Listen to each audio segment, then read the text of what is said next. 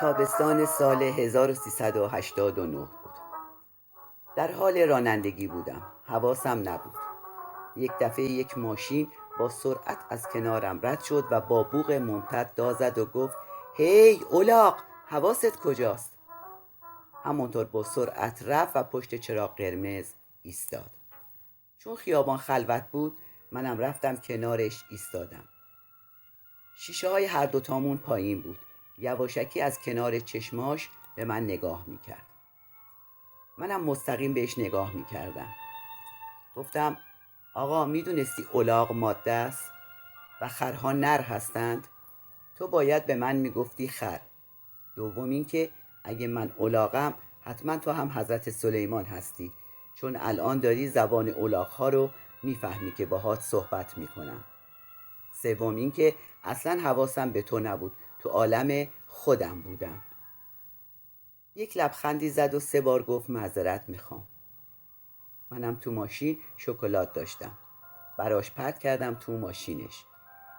با اشاره اون هر دوتا کناری ایستادیم و الان که با هم دوستیم یادمون نمیره که یک الاغ ما رو با هم آشنا کرد. این ماجرا میخواد بگه که کلمه‌ای در زبان انگلیسی هست به نام reactive، یعنی واکنش. کلمه دیگری هم هست به نام creative، یعنی خلاقیت. اگر دقت کنین با جابجایی حرف سی یک واکنش تبدیل میشه به یک خلاقیت. یعنی میشد این موضوع تبدیل بشه به یک دعوای خیابانی که آخرش هم منجر میشد به آشتی. هم وقتمون رو میگرفت، هم هزینه ساز بود. رئیسم میگفت وقتی آخرش تو کلانتری با هم آشتی میکنیم، چرا الان آشتی نکنیم؟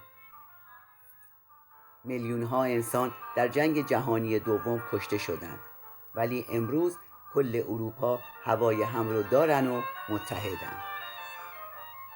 8 سال با عراقی ها جنگ کردیم. الان برادر ما شدن. پس 1. آخر هر جنگی صلحه. 2.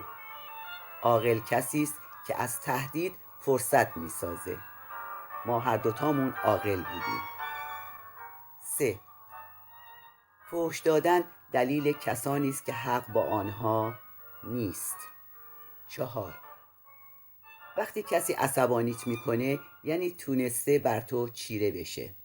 این داستان رو توی هر ترمی واسه دانشجوها تعریف میکنم و کلی با هم لحظه الاغ شدنم را میخندیم. مجید ناظمی.